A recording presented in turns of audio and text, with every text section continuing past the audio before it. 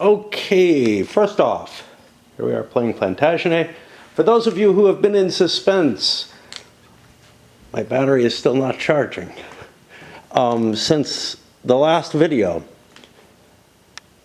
a hind is not a rabbit, it's an older female deer. And then I thought to myself, wait a minute, am I pronouncing it right? And indeed I am. But that's one of those words that you never hear, right? But sometimes you read it, and it's like, wow, how is that pronounced? You know, when I'm, just riffing, and I'm like, hindmost, hind. Wait, what is a hind? Yeah, as opposed to a high knee. But anyway.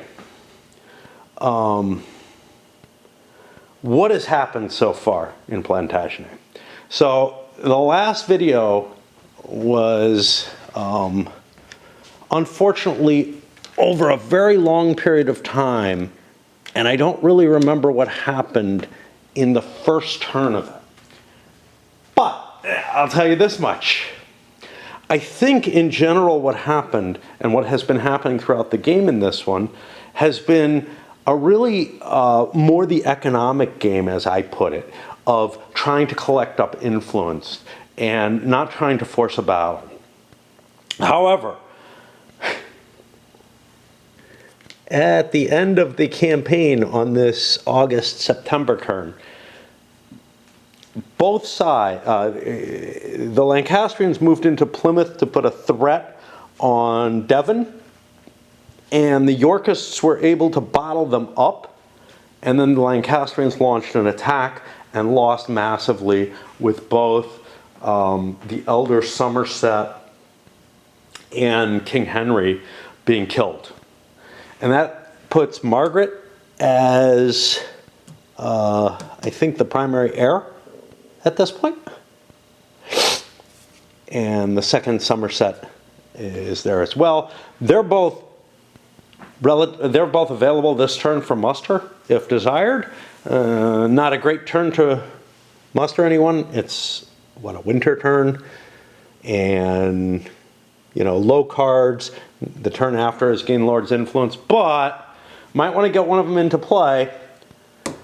Does mean that the Lancastrians no longer have anyone who's very, very good in terms of high influence. I would argue that this means that they're in a lot of trouble. Anyway, that's where we're at. It was kind of an exciting end to what has probably been so far a pretty dull game of this. The first game, there was a lot of blundering around. People tried to fight more. This one, I felt like I understand the system more. And we had people, we had the two players both kind of consolidating their own areas of influence and trying to get control of the influence table. The Lancastrians had the advantage throughout the first few turns, because they had some cards having to do with the legitimacy of Henry's rule, which just gave them continuous influence. And those are now gone. In addition, there's a lot more Yorkist lords. Some of them are going to get disbanded and whatnot. But yeah, the call for the Yorks to come in and take over is going to be relatively, it's coming up. Meanwhile, Warwick's just like, yeah, I'm going to make a York king. All right. All right, it's like 6:30 a.m. on Friday. And didn't play it all Thursday.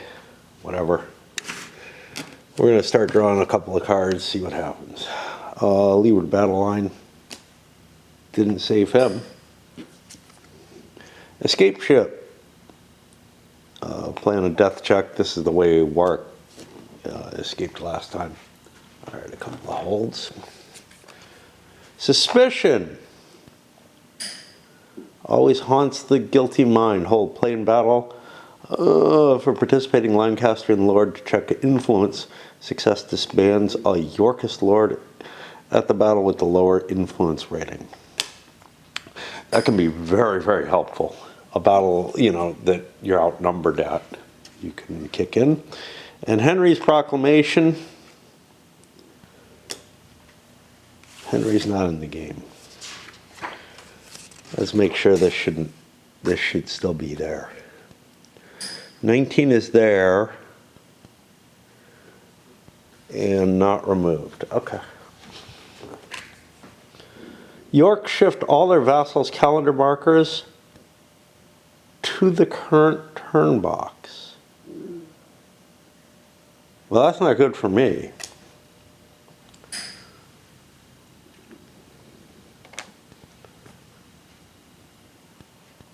Wouldn't hurt if I was back here. It might. It might. There might be things that shift it one to the right or something like that afterwards. But weird. Okay. This is one, I don't know what Henry did, but he pisses everyone off, right? Okay. And now we're on to the levy phase. What do we got sitting here? We're walking onto a waste turn. Falkenberg's going to show up. And, well, we try to remember what we do. We pay. A lot's changed. I paid my coins for both players. Now I have to choose whether or not to keep my lords on the board. Any that I do keep, I have to pay influence for. And sure, next turn I gain lord's influence, but anybody who's got an influence of 2 or less, I'm going to be just breaking even with to keep them on the board. So Pembroke seems like a good choice to retire. He'll fling way forward. I've got all these extra lords available to me. I don't necessarily want to muster them. None of them are very useful. March is still March and not Edward IV, who, you know, is a lieutenant and is better. Actually, maybe a marshal and is better. Gloucester shows up as a lieutenant.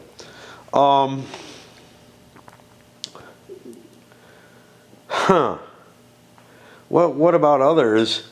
These guys make points if I keep them, but he's out of coinage, although he has this, you know, huge amount of stuff.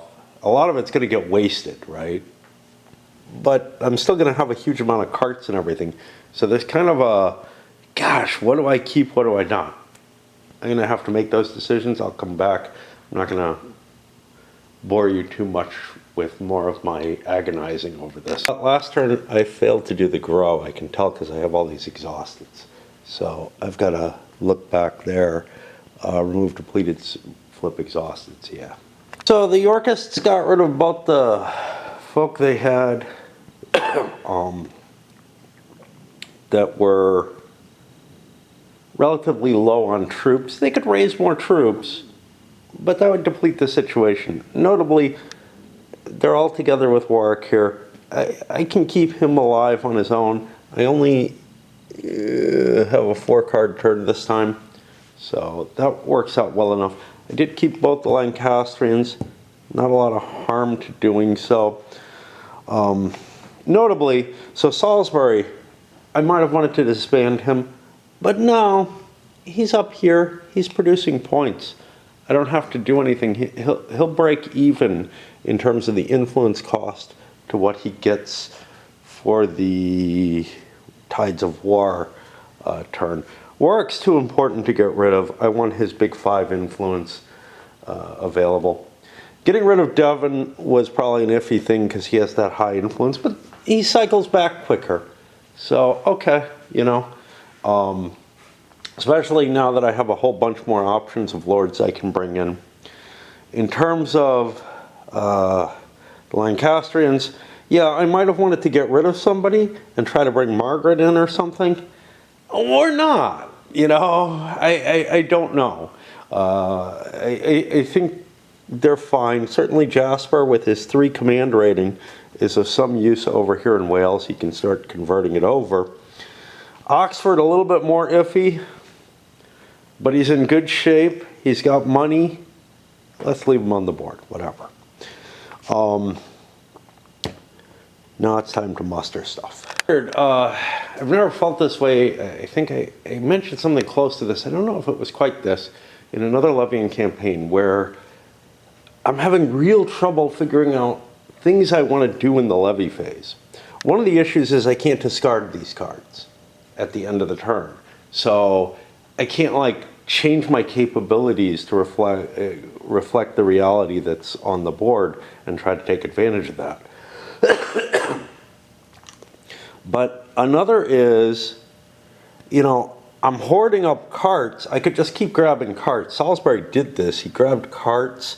He grabbed himself another vassal. This all cost a bunch of influence to do. And then, what did I do with my... Yeah, I took carts and I took the vassal. For Warwick, I grabbed Dover, or took it away from the Lancastrians. That's a point that they lose each turn. Looks like they lost London. I don't know how that happened. I don't see a marker there. Unless I grabbed the wrong thing. But by taking Dover, I take away their southern points. I grabbed myself another vassal, and then I said, you know, screw it. If I bring, and I wouldn't have needed to do Dover if this had been successful, if I bring Rutland in here at Canterbury, I get a point for having a lord in the south. So he would kind of pay for himself the same way Salisbury is, so that's not too terrible. It's not the best turn to do it, because I would be at full coming in this turn, and then I get the waste and I'm at full again, so it's kind of a dumb time to do it, but I had an extra point, didn't know what to do with it. I go over to the Lancastrians, don't know what I'm going to do there, but at the very least I have some slots for cards, and I may want to bring somebody in, like a Margaret, to drop her down into the south. Take Dover back, you know, I don't know. So I spend influence from Oxford trying to bring Margaret in. I fire it off twice and, you know, bring this back, and I got nothing. Great. Exeter I can't bring in with where he is. Northumberland and, sorry, Exeter. Oh, he's back here. I could bring him in at one of my other seats. Yippee-ki-yay, you know. He could be at Oxford or something, and I could try to get people together. But again, not very desirable. Northumberland's not available yet. Somerset, too close to Warwick, and no real advantage to bringing him in. Over here, I grabbed garbage. I grabbed a ship, because I won't lose that due to wastage. And I grabbed a couple of carts that'll leave me with a couple at the end of this. That's fine. Or enable me to move around a bit, and then I have to drop one. No, I'm fine. If I move by ship, I lose a card, which is a possibility. So that's where we are on the levy. It's going over to the campaign. Don't know if I'm going to get to do this before I go dancing tonight. You know, it's daylight now. Wow, it's going to be getting light earlier again. I don't know what that does to my life. It's not this weekend. I think it's next weekend. I'm worried about what that might do in regards to raid. Is it a good or a bad thing? Fall back. It ends up going. So it'll be dark earlier, I know that. I think raid doesn't work on daylight savings, which means I don't know what it means. I used to have to figure this out all the time, because I would play. My life would not be on daylight savings. So I would get off work early, which I think is actually a good thing. I think it means that my raid is going to be coming earlier in the day, so I have more time to get to the bar afterwards. Which is a big deal because there are days where I just don't have enough time, where I'm like, oh geez, I don't have a lot of time to play before I go out because the raid switchover is at 5 p.m. But I think that's going to change to 4 p.m. when daylight savings takes place. So I'm sorry, when standard time comes into play.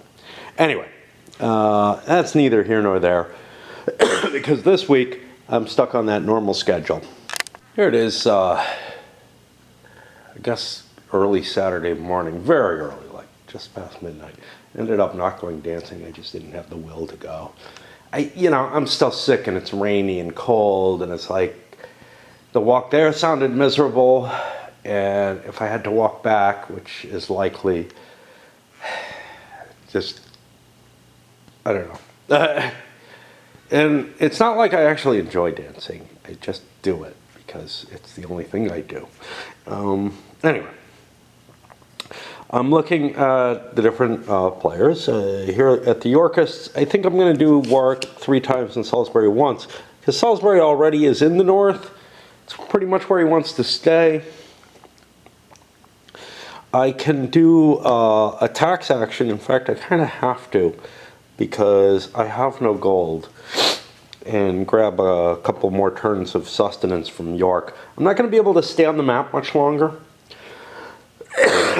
with him, and I'm thinking, gee, maybe that was a mistake. I don't know. But yeah, his taxation only gives him 2 gold or 2 coin, and York's already depleted. I could tax this. That costs influence to do, I believe. I don't remember what it does. Yeah, check influence in order to get the coin. And my influence is low, it's not great at least. So it's kind of a painful choice. I gotta remember this, +1 service. I did not remember that when I grabbed him. Like, I put him there because of that, and that actually, he may not have had to disband his vassal that he did, but whatever. I don't understand anymore. So I think I'm going to do this, and for flexibility purposes, well, I'll just leave it like that. Haven't even thought about the Lancastrians, but this is the kind of thinking I've got. I have no idea what Warwick's going to do, but I know I want him doing all that stuff later. He might well go in and go face Tudor. I've taken a couple of major characters out of the Lancastrian box, but so taking someone else important like Margaret would be of value, but I can't do that. But if I weaken them on the board, if I knock these 2 out without them going into exile, or even with, because neither one's high influence. If I knock them out, then this war is over, and we go to the next war. But I'm pretty far away, so I don't know. So the Lancastrians, I'm having a hard time figuring out what the hell to do. I could start converting territory. So let's see, Jasper Tudor actually has a 3 command, which is nice. So here I could tax, whatever. I have 2 more actions. Might need some provender. It doesn't look like it. I could tax, move. Can't move. Okay. I could move, and then 3 cards to tax and convert this fully. And that would leave me, the next 3 cards I could do the same thing, move and convert fully to Cardiff. The idea being that I could start turning Wales to my side, which actually seems pretty valuable. So I'm going to do this. Jasper's big 3 cards don't mean a lot, when he's in Wales, they mean a hell of a lot more if he's somewhere else. Feels a little weird that way, like he becomes a more powerful lord in England because he's built to be in Wales. I don't know. Warwick, with his great ships, throws a monkey wrench in Tudor's plans by sailing up to Harlech after he moved down here. Salisbury doing more or less what he expected. He did a couple of influences. Well, he did one influence that cost him 3 points on Lancaster and converted it. The one place that the Lancastrians have more are gaining points in. Of course, I would have been better off converting a city, but I'm not next to one, so the cost would have been higher. Now, notably, Warwick could have gone to the south and started converting that over, which would have been valuable. But that was the plan for Rutland to do, right? I just got failures on getting actions. I think trying to knock out another lord is a pretty good idea, actually. Tudor's response was still to convert this, and then to do a supply action and grab himself one provender out of there. Not optimal, but kind of the best that I can hope for. Now, don't think I played the depleted. That means Warwick can attack him. And I think that's what I want to do. I'm up there, I have a couple of vassals. Yeah, I'm Warwick, I'm not great at battle. I have a handful of cards though, and if we can start trimming people down, that'll be worthwhile. Question, of course, is if that happens, what happens here? And of course, if I leave here, I don't get Harlech, which I kind of wanted to take. Wow, it sucks to have your seat at Harlech, London, or Calais, doesn't it? I mean, you get not really, because you're able to do it without an influence check, to tax without an influence check, but it does reduce your taxation value.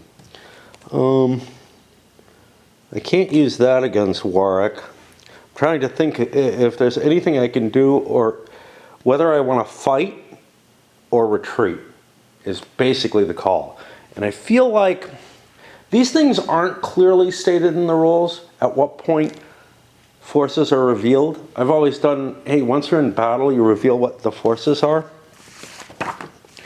But even within, that rule, the idea of, are you in battle during the approach?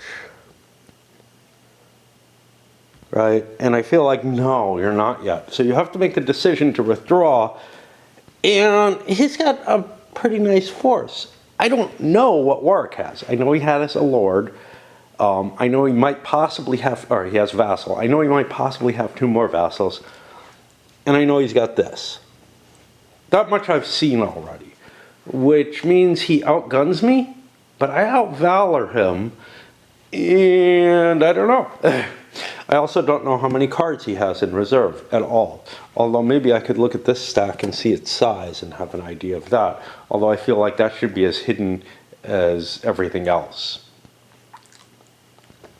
Basically, the question is what's behind the screens and what isn't, and at what times. Obviously, during battle itself, it has to be visible. Otherwise, you can't conduct the battle, I think. Also, one of the mechanisms for conducting the battle is to just place these things forward, and another one is to use this. And if one indicated that you were hidden, that would be weird. I don't know. When they should be functionally the same.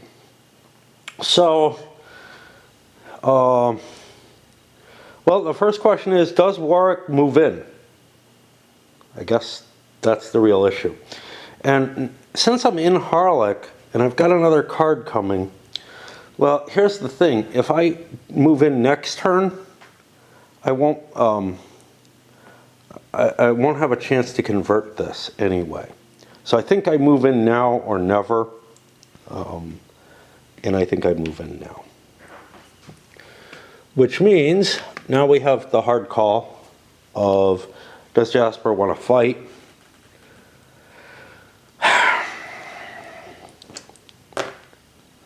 I'll give him a 1 in 6 chance to run. You know, you can't win the war if you keep running. That'll lose me IP. I'm only going to give him a 1 in 6 chance of running because of that.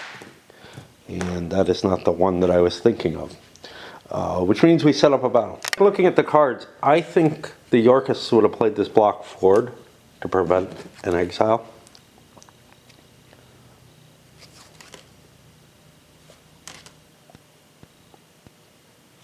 Play the leeward battle line, of course. And we've got an escape ship in case we need to get away.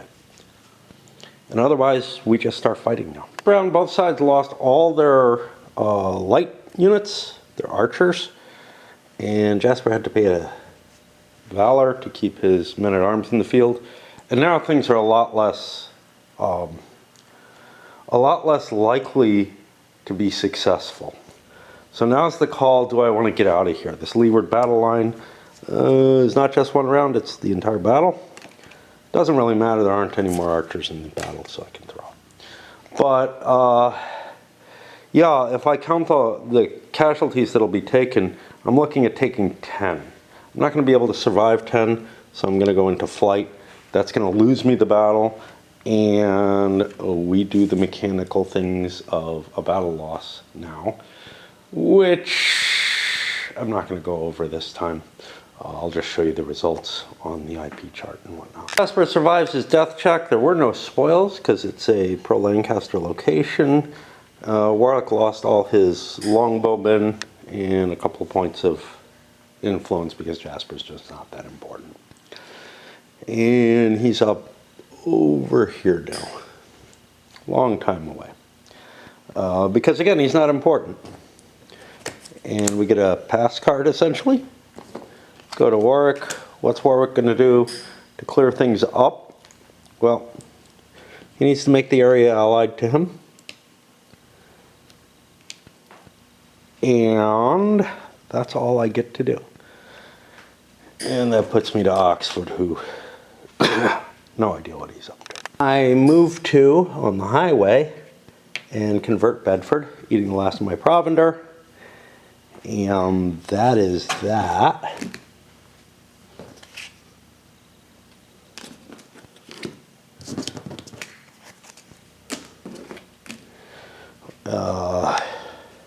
Which puts us to the end of the turn. And Tides of War is indeed first. Let's take a look. North and Wales for Lords. Dominions.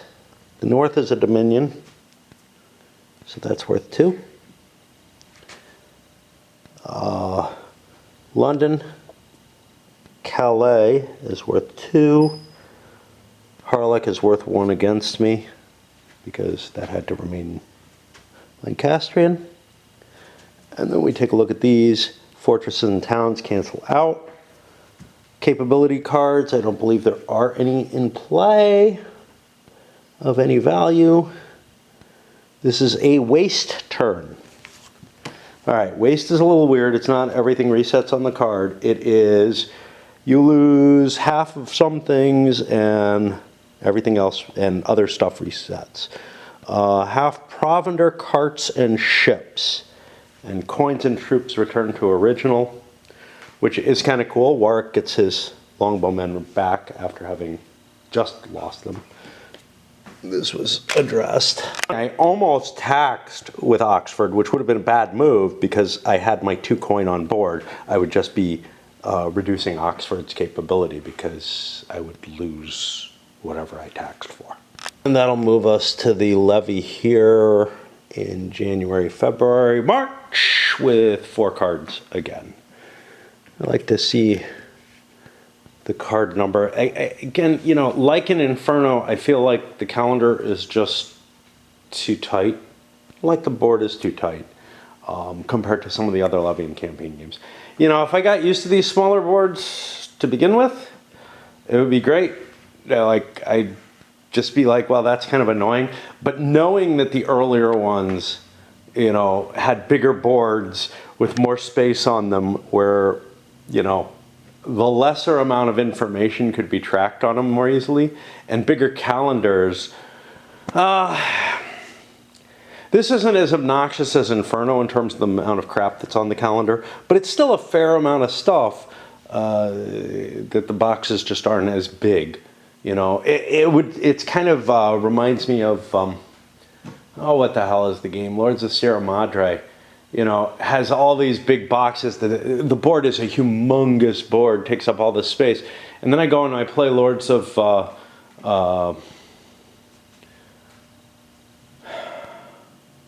the Renaissance with its really much tinier board. Like, we're talking about something like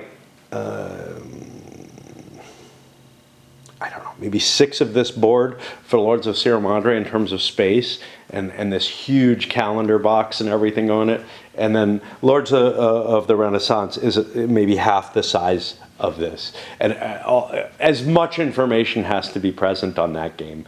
And it's just so obnoxious. Now the counters are smaller and everything, but it's just, it's such a lesser. Now I have the designer's edition of the Lords of Sierra Madre. I wish they had made a designer's edition of Lords of the Renaissance.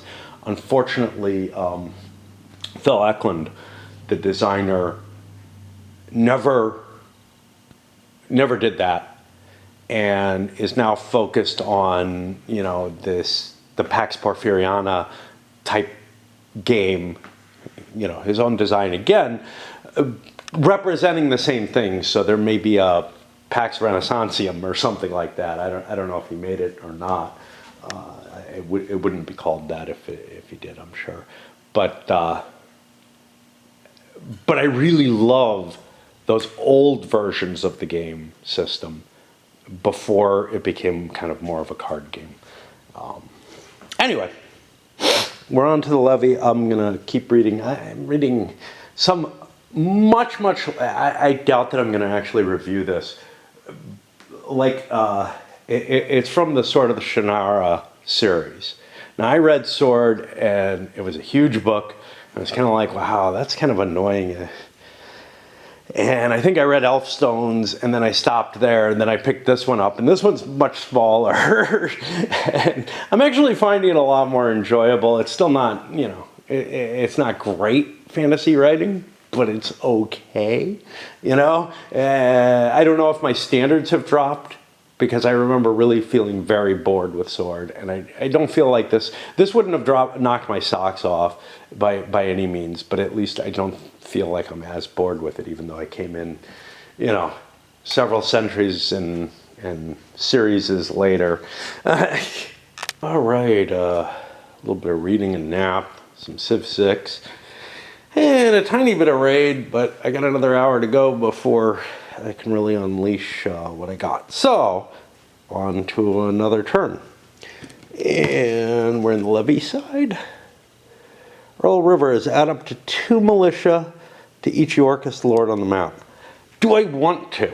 I just got my troops back. Like, if Warwick was low on troops or whatever, like he was at the end of the turn, just before the wastage, where he wasted himself into more troops, it would make sense. Right now, I just don't think I want to add militia. They're pretty crappy, and they would take me above the 6 in each case. And an escape ship, another one of these. At some point, I got to look through my cards and decide, do I really want to keep all this? Is there some stuff that I need in the deck, or might want in the deck? Parliamentary votes.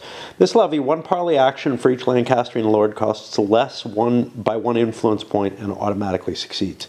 That's pretty cool. It's going to cost me 1 to do any because I'm not in a location, so I'm going to have to pay the distance. I don't pay the base cost, but Welsh Rebellion, remove 2 troops from each Yorkist lord in Wales, or if no Lorkish Lords, two Yorkish favor from Wales. So I get to choose 2 troops to remove. Now, this is already fired off. I am going to take off men-at-arms because they're kind of harder to get. The thing is, longbowmen are pretty cool. But men-at-arms have that staying capacity. Longbowmen are going to die. They do more damage, or they do the same damage, but they do it quicker. But they don't have any survivability, whereas the men-at-arms do. So getting rid of those troops makes a lot of sense. And we don't throw that away. That stays up here. Payment. It looks like everybody's got enough money for their troops. Lords.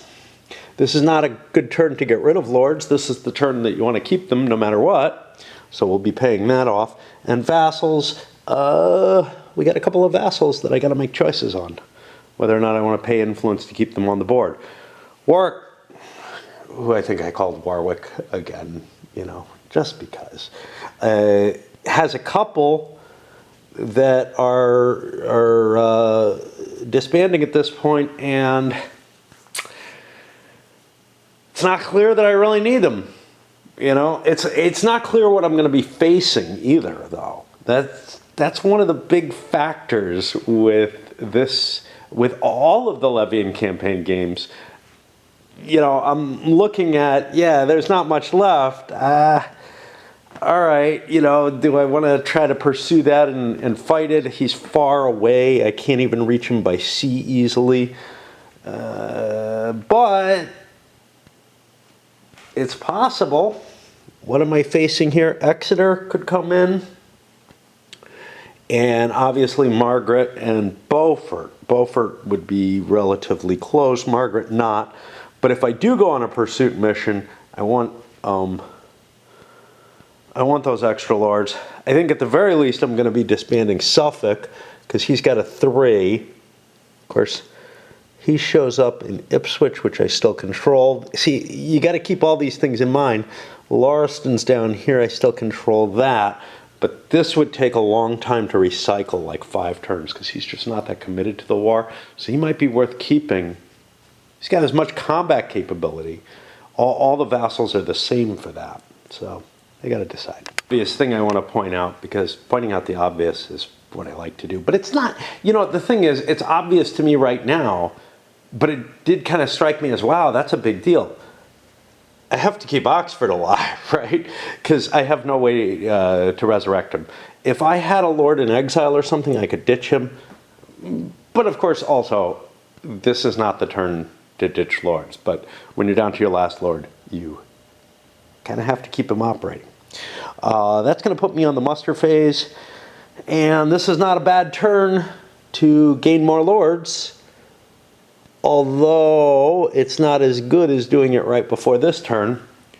What are we looking at? We're looking at a 4-card hand.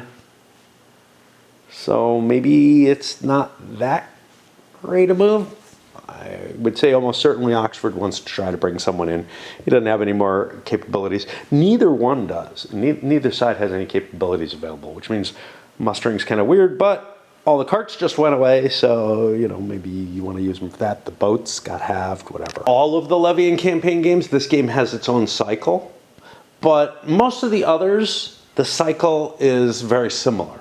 This one has a different kind of cycle. You know, just the pattern is there, it's just not the same pattern as you learn in the other games. At least I think all the others were kind of similar in terms of just, you know, what you felt. I know Inferno felt different in a lot of ways as well. Inferno added a lot to the game. This one took away as much as it added. It really is a different beast in a lot of ways, even though it's a similar framework. Okay, so Warwick brought Rutland in as his first action. And Rutland didn't pay any. I just put a marker there to remind me not to. That's a big deal. That swung a city a couple of spaces, gives me someone to operate down here. Warwick can come down and join him with the great ships. So he's not in great danger if Margaret and Oxford are operating together. Good reason I kept the vassal, right? I didn't go for more vassals. I don't know if I had any more. I don't see any. And then beyond that, I spent a whole lot of points to get Harlech back, because Harlech's a point a turn. So it's kind of cool, and I'm next to it. But it costs 2 points each for the parlays. And then I spent all my points for Salisbury to try to get the Earl of March, because I'm not far from getting Wales, which Wales is another 2 points each, which seems worth it. I'm probably going to disband Salisbury at the beginning of next turn. He's got to come up with some money. Jeez, he doesn't have any. Oh, he's fucked. Oh boy. Well, I can do an action to tax here at Appleby. That's going to spend more influence. My influence is dropping way down. My goal was to create that economic engine for the influence points, but I spent so much on it that it didn't work out very well. Not a lot of calls for Oxford. We definitely want to get Margaret, so let's roll for that first. That's going to cost us 1. We need to bring another lord in. Okay, at least we get her. I don't know what to do with my second one. Probably going to use that parlay card to get me an advantage. I probably should have paid more on Margaret. But I paid an extra influence to try to get St. Albans. Didn't get that. So, whatevers. But yeah, I feel a lot better with Margaret on the board. She comes with a vassal, a fair amount of troops. I've got a fair force defending the Lancastrian cause at this point. And that is the end of the levy phase, and I will probably go read a little bit. Might be back up tonight, I don't know. It feels so weird not going dancing. You know, it's a matter of depression more than anything else. Although, you can argue, yeah, my body still doesn't feel good. I'd make myself sicker or whatever. It's still raining and everything. I'd be getting home in a couple hours. If I got a ride home, I'd be getting home now. But, you know, I'd be out for the weekend, basically. Just because of the alcohol, the amount of raid I have to do and everything. I don't know. I just don't know. But anyway, here we are. I guess it's Saturday night. I can't tell anymore. You know, I've lost contact with reality completely. We're on the campaign itself. Okay, great. And this is another 4-card turn. Outside the game, on my way up, I noticed I grabbed something that I had finished clipping. My piles of unshelved games, boxed, whatever you want to call it, because I use boxes instead of shelves for whatever reason, has gotten a little too large. I'm a little, you know, it's an annoying process, and this didn't help when I had shelves. If anything, maybe it was harder because I couldn't just, you know, say, oh, I've actually got a lot of games from one little period. I can just squeeze another box in there. Which is what I'm probably going to do here, because most of the games are from that section. But, and obviously I could buy milk crates or something like that instead, but why bother? I have all these fucking boxes from when I moved. But you have to, you know, move everything when you're keeping everything in chronological order and shift things around. And it's a fairly hefty process with the boxed games. Sometimes, yeah, I can squeeze something in or whatever, but it's not an easy thing to do. And eventually, it all comes down to here, where things are easier because they're just, you know, kind of loose, so I can shift whatever size grouping I need. I don't have to try to fit them into the boxes. Wondering if something like You know what might work better than a box, honestly, is just a board. Put one set of games down, lay a board on top of it, put another set of games down on top of that, because the board will provide enough stability that I can slide things in and out. Of course, the tallest game will be hard to get in and out. Oh well. His plans for Rutland, but boy is he crappy with only one command point. He's not going to do much on his own. I guess switching Canterbury was good enough, but yeah. I don't really remember what my plans were. Obviously Salisbury needs to run attacks. Warwick's going to need to do at least attacks. I actually probably need to back him up and get him over over into the area and command Rutland. If I'm facing two lords over there, I'm going to need 2 lords where I am. That'll leave me to mustering either March or Gloucester over there.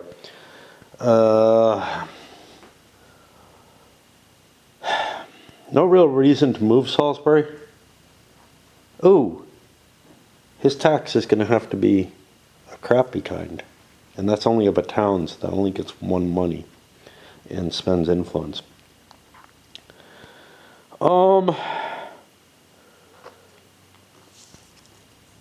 Might as well tax with Rutland. That's my 4 cards. Now I just have to figure out how to place them. Over on Lancastrians, Oxford definitely needs to tax. I mean, why not? He also needs to gather supplies, though. And he only has 1 cart, which... that's not good. Okay, he doesn't need to gather supplies because he can move down, join Margaret, and then have more carts, but also have a provender he can eat right there. So that's a tax and a move, if need be. His tax will get him $2. That'll get him through at least to the next gain lords, and I may get rid of him after that. I don't know. He probably needs to tax once more. Margaret, want to tax, no question. I'm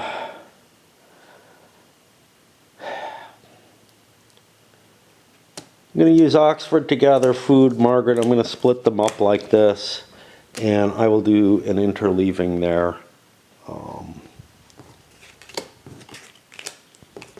Like this, as per normal for Levian campaign, where I've got, you know, a marshal in this case, handling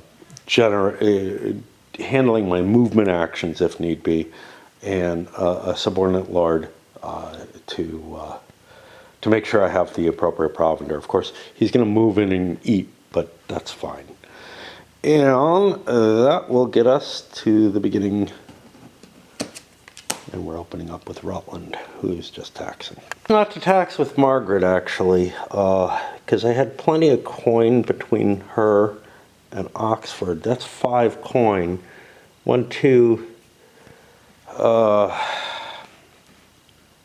mean, yeah, if I'm keeping Oxford on the board, which since he has money now, he will be. I think Salisbury's not going to stay. But if I'm keeping money on, if I'm keeping people on the board, I probably should have taxed. But instead, I did grab some supplies so I can attack Rutland, and grab control of St. Albans so I could get a leader. One of the problems I have is I don't have a lot of carts, so I can't gather a lot of supply, and I can't carry it either. I'm on a very short tether, and I couldn't really get more. I mean, I guess Oxford could have summoned carts, but Margaret was his chief interest there. I don't know what else I did with him. Like, he probably should have carts. He has a 2 lordship, but maybe he failed once, or maybe he tried something stupid. I get the feeling he did something like this. I don't know. Anyway, I'm in kind of a tight position with them in terms of being able to get the supplies that I need to operate. And I want to get down here and convert these back, get the south back under my control. Of course, Warwick goes next and is going to sail in and protect him. And that puts it to, hey, you want to risk the whole game on this fight? Ooh, not as good as I had hoped. Canterbury is not a port. Now I have to look at the intercept rules because I'm in danger of... I thought I had enough flexibility. I have another Warwick card. I also might want to tax Harlech. I'm low on cash. Uh-oh. But what do we got here? The interception rules are what I'm interested in. If I can find them. Whenever an active lord or group marching that is adjacent to enemy lords by highway or road, check. A single enemy lord may attempt to intercept. Has to be equal or less than his valor. Warwick doesn't have a lot of valor. I could be in a really bad position if I put Warwick down here. But if I don't put him down here, Rutland's in a bad position. And he's one of my heirs. And Warwick seems to be bulletproof. Do I move him first and hope for the best? I think I have to.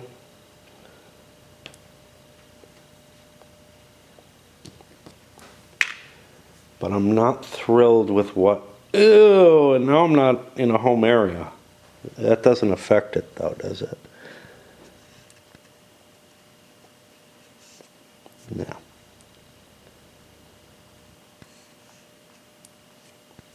Fortunately or unfortunately, I forgot the order I had things pre-programmed in. Oxford is next. That doesn't really work with what I was doing over here, which was Margaret grabbing supplies instead. I don't know what the fuck to do with him now. He can't grab supplies. He could tax Oxford again, but that leaves him with one action.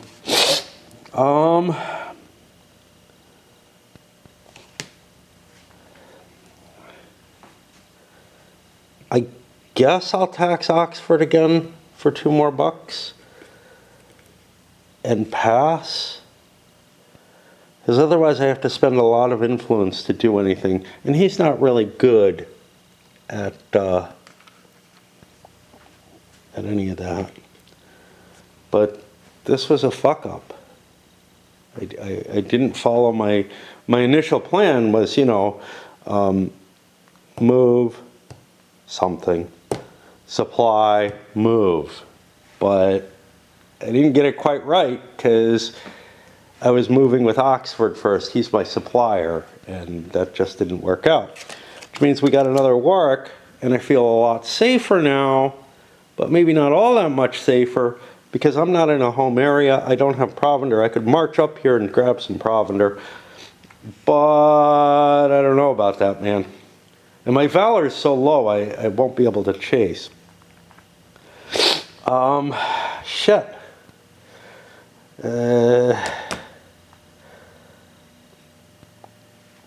I think what I have to do is I have to grab Dover. And that is a town. Well, if I've got any luck, I've got this in place. Move up here and eat one of those provender. It's not ideal, but at least I have enough money to sustain for the next turn. And that brings me to Margaret, who no longer has a clear option for, hey, I want to move in and attack. It's not obvious that I would win such a fight. It is what I'm set up for, though. And knocking Warwick and Rutland out would be useful. let's see. Rutland, I know, was mustered this turn. So he does not have a very big force, and I have a pretty good idea what Warwick has. So I think I actually have an idea of their force. I'm kind of tempted to do this. Could bring the war to an end, though, very quickly, like if Margaret dies. I don't have a shitload of cards, but I could actually chase Rutland out of the battle completely. Let's do it, man. Let's do it. It's a 2 move. That'll cost me my 2 actions. And I don't think that Warwick and Rutland are going to go into exile here. Until after the cards are played, I feel like I have a fair chance of fighting. So we get this here, and we'll have another potentially exceedingly conclusive battle. Unbeknownst to me, I had a flank attack which would have allowed Warwick to intercept. So it was actually a good move if I had noticed that. I doubt that I would have, though. I would have just rolled the intercept. At the beginning of the battle, we got to pay an influence to try to scare Rutland to disband. We fail, so it's going to be a fair fight. After the missile phase, Rutland is in bad shape. There would be some desire to flee with Rutland. And when you look at Warwick, maybe I pull both out. I have 2 of these escape ships. I could get out of there. I wouldn't be completely off the board. Warwick be available to come to recycle back in because he's got that high influence. He doesn't stay off the board. So that's a possibility. I have to fight the melee first, though. So let's not get ahead of ourselves. But yeah, both of them are in bad shape. Over here, Oxford, all his little crap has been driven away. Really, that's all that happened to Rutland. And Margaret is still in fairly solid shape. So it feels to me like the Lancastrians are winning this. There's not much I can do right now except roll the dice for the melee phase. And because this was kind of an amazing situation, Rutland's retinue, and remember, they have like a 2/3 chance of surviving each hit. Took 8 hits, survived them all. 1 valor was expended. There was 1 failure in there. But yeah, that's pretty damn impressive. Margaret held up pretty well. Warwick was completely defeated. And over to Oxford, he almost went under at the same time. I don't think it would change anything because Rutland's not going to be able to stand versus Margaret, so they're going to flee anyway. So right now Warwick's over here, and we're fleeing the battle, which means this flips over. And now we go through the mechanism, and I'll just report back on it because you don't need, I have to look it up each time, but you don't need to see that every time. The report's good enough. But just do know that, you know, being away a day or so, I don't remember the exact procedure anymore. So things swung from what had been a Yorkist advantage not long ago after wiping Henry off the board and the elder Beaufort, to, you know, things are back in Lancastrian hands again. Margaret and Oxford had a success here. The one problem they have is they're sitting in a non-friendly space because I did the attack on the last card. Always a dangerous thing to do. What that means is I'm not going to get to levy any troops. Of course, the only levy possible here is Salisbury, but Warwick is coming in from exile, which means he automatically remusters, which is pretty cool. I used both the Yorkist escape ships to get the hell out of Dodge, and so we got Rutland here too. I don't know, is it worth saving Rutland? Is the card more important because maybe I can escape again? I don't know. You can see the IP has swung a little bit. And now it's time for the end of the turn. And we look at the Tides of War again. Lords in north and south cancel out. Dominion.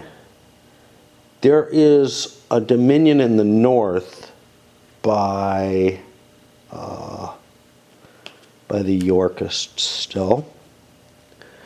London and Calais cancel out. Harlech is worth 1 point for the Yorkists. Favor here. Fortresses and towns cancel out. Cities give the Yorkists 2 points. I don't think there are any capabilities in anybody's hands that have an impact. I've already counted that in, I hope. I remember it. It's not a gain points turn. Oh, yes, it is. How about that? All right, so we're looking at 6-3. So that evens the points out. And that'll get us to the next levy as we enter into, what, a 6-card turn? Yeah. Which will be a little bit more exciting. I think I'm going to hold off on loading this up until I play that out. But yeah, things are definitely heating up in terms of battles and such not happening.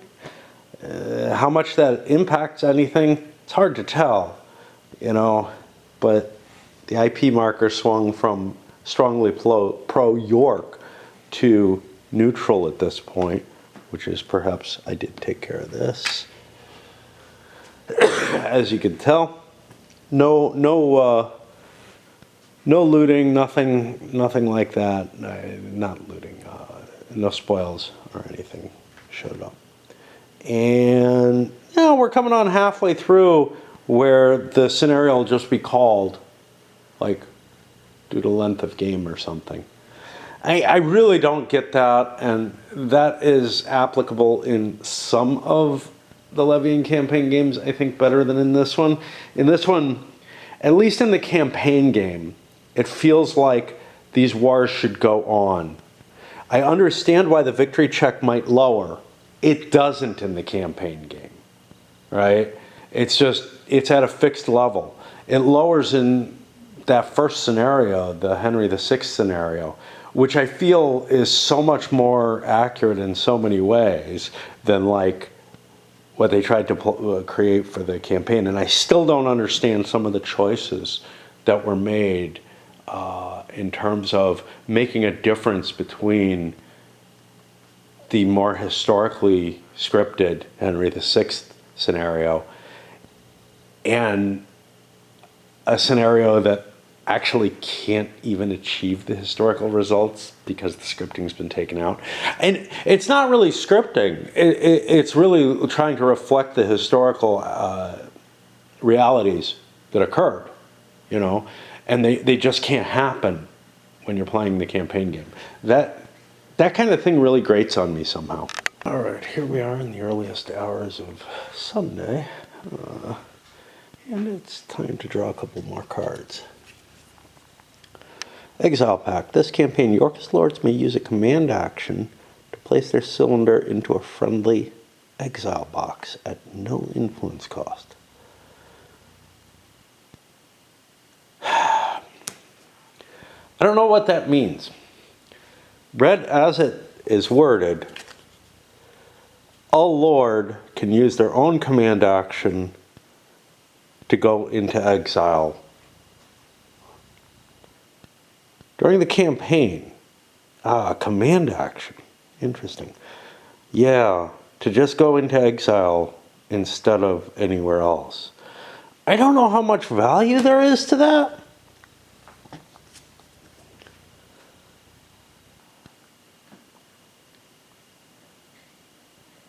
I'm really not sure.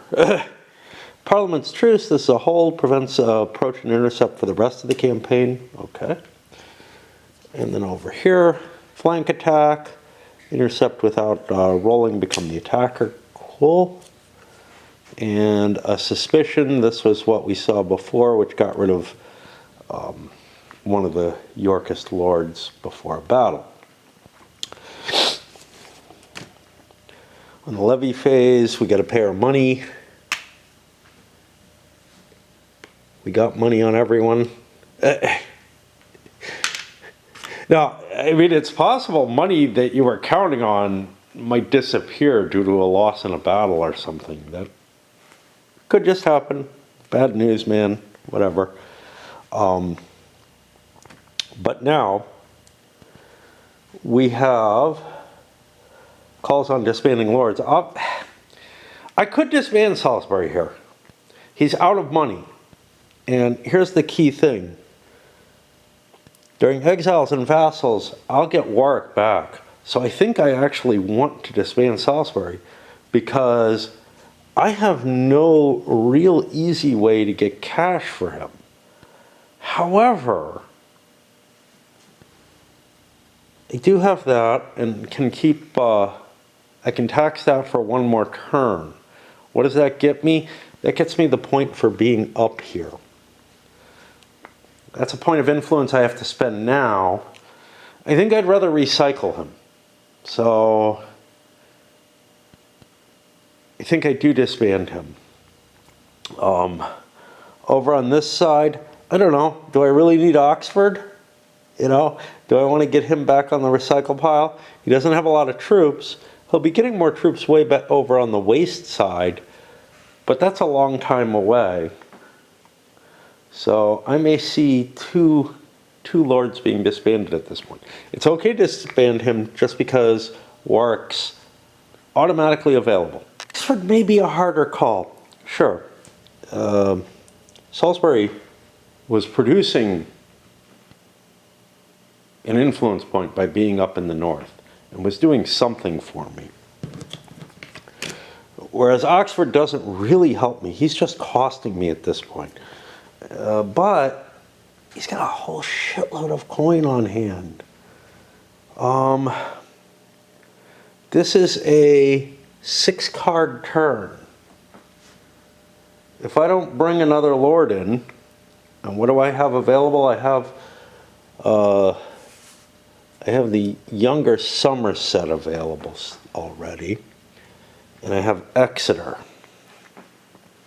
Either of which is of interest. Exeter especially, because he'll flip Exeter itself over. Which is weird that there's two lords who both have that as their seat, but whatever. So far it hasn't caused an issue. So what do I want to do?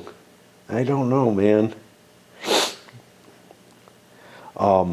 I pulled the vassal out over here to Launceston, but I don't really know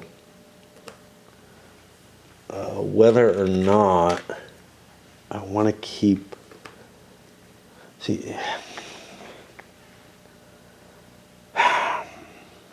whether I want to keep Oxford on the board with all that cash. He doesn't have a lot of troops, but he has some. He could raise troops at this point as well. One of the things with Salisbury was he had a lot of carts. Kind of sucks to throw them away, but, you know, whatever. We don't have a lot of carts here. I got to pull away and think. The thing with Oxford, adding Exeter on doesn't really help me, right? He's not particularly useful. He's got a lordship of 1. He's just not that great a commander. He's got a nice 2 valor, some troops and everything. But he's also not in a position where he's going to generate more points for me. If I could bring Jasper in, that would be great. He's not available. Somerset, again, he's a better leader. I probably want to bring him in before I'm going to get points. but maybe not this turn. I think I'm going to keep Oxford to use the additional cards so that Margaret can operate more effectively by interleaving their command points and let Oxford gather supplies and Margaret move. So I guess this moves forward. And there are no vassals to be expended for, which means we go to the exiles and vassals. At this point, I must muster this turn's exiled lord, which is Warwick, and he'll show up in Burgundy. Because if I don't, I lose the game. And then I'll figure out the actual musters after that, which Warwick is available to do mustering because he's being done in this stage. There's no call to arms here. This is the closest thing to it. But it happens before mustering, which is kind of weird. By the way, if they... yeah, I don't know. I was going to say, if you got rid of the capability, if this was moved after muster, it might better handle the seemingly too fast recovery from an exile situation that the designer admits is there. One of the few things that it's just a little too fast, rather than what I was viewing it as, which is that, oh my God, I look at exile as sort of this formal exile thing that happened, but was really usually the end of a war, rather than anything else. But we've been over all that already. So yeah, if I'm bringing him in and gathering troops, that gives this a little bit more power because I have a vassal there. I could raise troops and everything. So the threat of a Warwick being present with his full force, after these guys have won their great victory, but are a little bit depleted in terms of troops. Now, for one of the first times in the game, I actually have to think about maybe raising some forces. Can't do it. No, I'm in a Yorkist area there. Shit, that was the problem. Yeah, so Warwick might actually win the war by having gone into exile and coming back right away. We'll see. I doubt it. He's only going to have 3 cards. I'm going to have a bunch of passes in the deck. For the Yorkist cards, I've got a problem. This card 28 can't be used here. Each tide's a ward, Yorkists add +1 extra influence point. Let's take a look. This is Edward IV.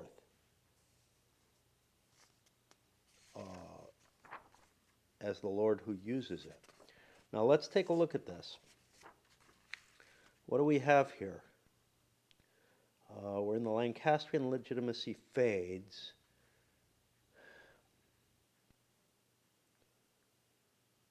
March or Rutland adds 20 or 21. I mean, the card can be in play and just not be able to be used for this. So I don't know. So 28 is one of the base cards in here. And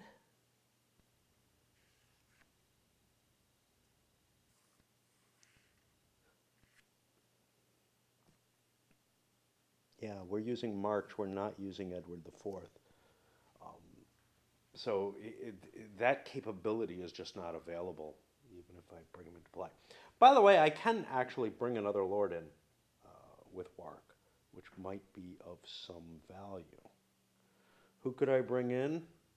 I could bring in March or Gloucester.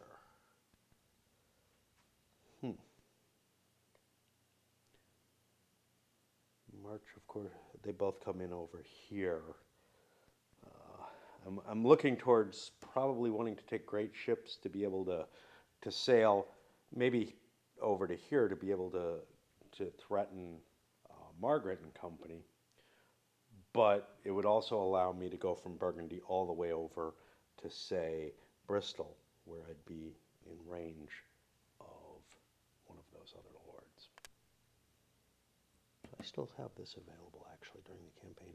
So I grabbed Gloucester, sorry, and I grabbed the great ships, I'm sorry, gate ships, and I got me a cot. Just because we got to drop at least one sound, whether it's a consonant or a vowel, from every word in this game, just to match the brilliance of the English language. And don't know what I'm doing over here. Not yet. The thing is, with Gloucester showing up, that makes Somerset more interesting, because he could directly cause issues. Now,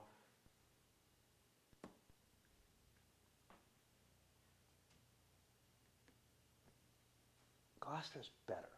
That's the problem. He's just better. But I don't like the fact that I just won a battle and feel like, you know, I'm the one who has to recover, whereas the Yorkists who lost the battle are in better position now for having done so, essentially. Because they wore me out and Warwick's back at full strength immediately. Keep forgetting, no problem. I don't get to muster, so it's worse than I thought. This flips over. I'm going to go break for a while, maybe for the day. I don't feel terribly hot, and the idea of curling up and reading for an hour or so and then getting back to raid, which I have to do, sounds appealing, but I'm probably going to be pooped out enough that I want to take a sleep after that then. Okay, so it's like 6 a.m. my time, 5 a.m. real time, because I live on Arizona time. Never going to deal with daylight savings again, but it does throw some weirdness in. For example, I have to cope with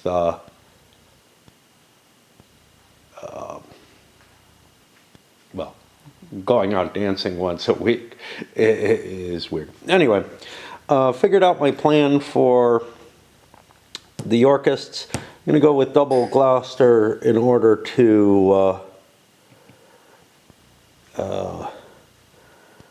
tax and start capturing part of Wales. That's sort of my plan. Then I sort of interleave a little bit. My idea with Warwick is, you know, I may want to hit these guys. I know that they weren't able to muster. We'll see how it works out. I'm not really sure, but it's at a low cost, right? Because I have Gloucester on the board now. The situation with the Lancastrians is more dire, because I'm stuck here at Canterbury, and I want to convert it. I want to convert Dover. I'm out of food. Not a good combination. So Oxford can convert Canterbury over twice, and that'll get it into my hands. Then, while I like the idea of taxing with Margaret to get London, that may not be a bad choice. I'll tax with her, grab food from, say, Rochester here, or Roster, as we should probably call it. Sorry, I just can't help myself.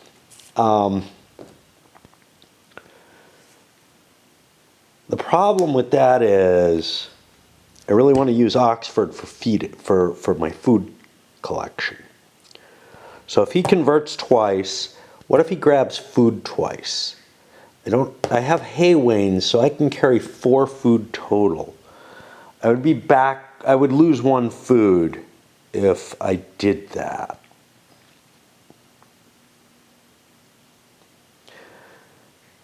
I would get the same value by grabbing food with Margaret, but I could march with her, then grab food. But I want to march to Dover, so that's not going to work. I think I tax grab food, march to Dover, convert it, try grabbing more food, march, grab more food. It's a 6-card turn, and we'll start over here. And again, I've kind of explained what I'm going to do, so I'm going to back away and come back when things get interesting. We've gotten to the Warwick move, and I shipped over to Dover. Ate one of my food, great. Putting myself in position against Canterbury. I have an interception capability with a card that I'm probably not seeing a way to use. I mean, they're either going to be running away or charging into me. I don't know which one it's going to be. But Gloucester did as expected, grabbed himself some taxes, grabbed food, but he doesn't have a lot of carts. So he's kind of running at the edge of everything, right? It's going to be kind of problematic for him, but that's okay. He has a lot of commands, which allows him to do more for a single food. And now we're at the big call for Margaret and Oxford. And it's a Margaret card. I don't know what I want to do. How's my combat list? I could have flank attacked. I've got a suspicion that's not going to help me. Do I outgun Warwick? I don't know. He had an opportunity to muster. Did he have to show that he had great ships? No. Yes. Yes, in order to get here, he had to reveal that. He triggered Gloucester. He grabbed one more thing. I don't know what it is. It could be a combat card of some sort or another. Instead of playing this Margaret, I could play this flank attack. That would give me an extra action, essentially. I have enough food, although I'd have to drop a provender. Odd, I'm going to intercept Warwick on his turn. And again, I wouldn't even realize that card, except that, oh hey, do I have any battle cards for this? I'm going to go for it. And I'm going to save myself a card. This gives me a reaction. So I'm able to intercept and force one more battle against Warwick. This could be the war, this particular war, depending on what happens. Margaret doesn't come back next turn. There's nobody in exile. I'm gambling everything on this fight. Is that wise? I got a couple of vassals. I know he didn't grab a vassal. I would have seen that come off the map. He can't have much. He might have a combat card. That's about it.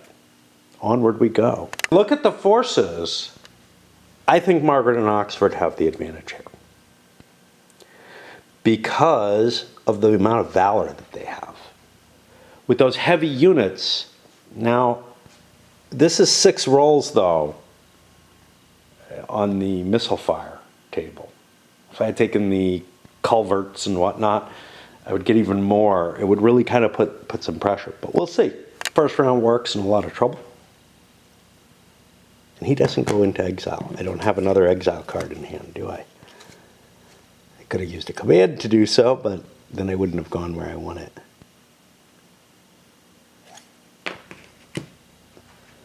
But I will have Gloucester on the board, so, and Warwick comes back quickly, assuming that I get my influence roll, which is a big assumption. It might become a race to try to hunt Gloucester down and knock him off the map. Okay. What are we at right now? Yeah, Warwick's in pretty bad shape. He's only got 2 points of stuff. We've fired off all the hits. He's got capability to do 1, 2, 3, 4 hits on the Lancastrians, and they're going to have 3, 4, 5, 6, 7, 8, 9, 10, 11, 12, 13, 14 hits on Warwick. Doesn't look good at all. Like, there's almost no chance of him surviving this. It's a bad move to move into there. I wasn't sure I thought that my big force would have an advantage against the weakened forces of the Lancastrians. Turns out, not the case. And yeah, a little bit more familiarity and comfort, maybe I would have made that judgment correctly. But I'm like, I got more troops than they do. Yeah, troops aren't the big thing though, it's those vassals.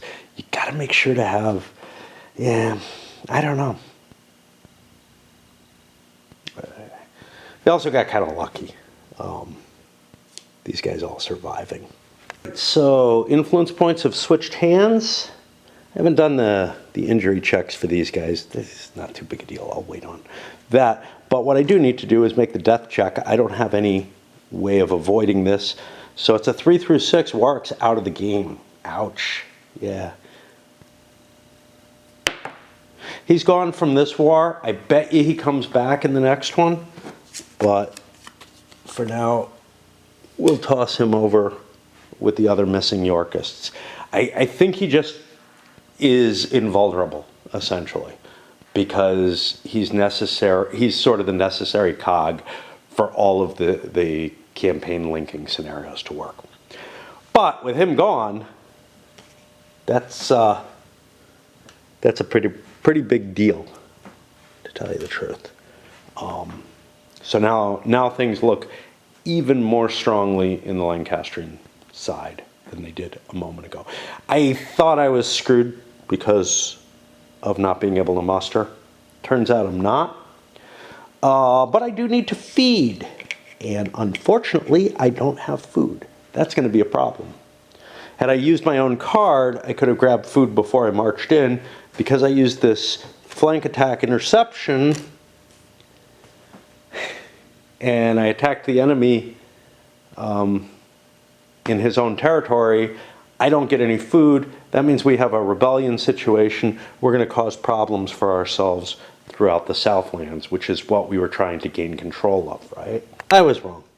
I have 4 carts. I can carry 4 food. I saw this 1 provender. This wasn't with me, and now I spend 2 provender and feed. So I don't have a plunder and pillage situation, which means everything is peachy keen for them. And we get rid of the moved fought because we just paid for it.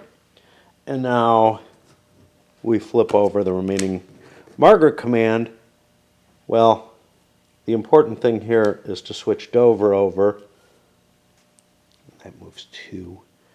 And what do I got coming? I got an Oxford for supply, so that's good. And then on this side, back to Gloucester, and we know what he wants to do. He wants to convert, yeah, why am I here? Shrewsbury City twice. And then I got 1 more. I need to grab some food. I think I'm going to actually grab from Ludlow, although there's a reason not to, which is that March could tax Ludlow, but I'm not going to be getting March anytime soon. So if I grab just 1 provender from there, that's all I'm able to carry. So that should be good. I've used all my Gloucester cards. That means the Yorkists are passing for the rest. I'll pull back. I don't think anything too exciting is happening here at Dover. We grab some more. Margaret moves us over here to Arundel, and we grab some provender from Hastings. The fact that we're not near town, near cities, is somewhat problematic because the towns only produce 1 per supply action. So it's kind of slowing us down a little bit. Probably want to get boats for these guys to give them maneuverability, although he's in about the worst place to try to reach with boats. You'd think you're not far from the coast and everything here, but here at Hester or whatever, there's no port there. There's no port at Lancaster, and at Hutch, well, we got a port, but it's a long way to get anywhere. So actually, yeah. All right, the joke's running, really lame, and I get that. there's something wrong with me where I can't give something up along those lines. That puts us to the end of the turn, and Tides of War is always first, so why do you look? Okay, so we've got a lord in the south versus a lord in Wales. That cancels out. Domination. They have domination of the north and Wales, and we have domination of the south, so that's 2 intellectual property off of us. And then we have London worth 2, which cancels out Calais. Harlech kills another one. Assuming I have these right, towns and fortresses cancel out. It's 2 more for cities, though. And again, the Yorkists are doing better on that economic game for the IP. There's no capability cards out there that have an impact on anything. Let's get rid of some of these valor markers. This is not a special turn of any kind, so we go over to the levy. And yeah, that was pretty severe. Warwick being gone is going to severely hinder the Yorkist cause, because he's pretty much their best. I mean, far and away their best. Of course, we lost the best of the Lancastrians in terms of Henry and the elder Beaufort, and now Northumberland and Margaret are our 4 leaders. Devon is our only 4 influence leader here. And that's kind of weird. Oh, when's he available next? Yeah, he's available already. So, yeah. That might be my best hope at this point. I had these thoughts of, yeah, I'll just remuster Warwick. Yeah, no, not when you fight a battle. There's too much of a chance that you actually die. Or because he's coming back for the next battle, he's probably in exile, but for the rest of this war is the way to look at that. Anyway, that's it. This one's going up.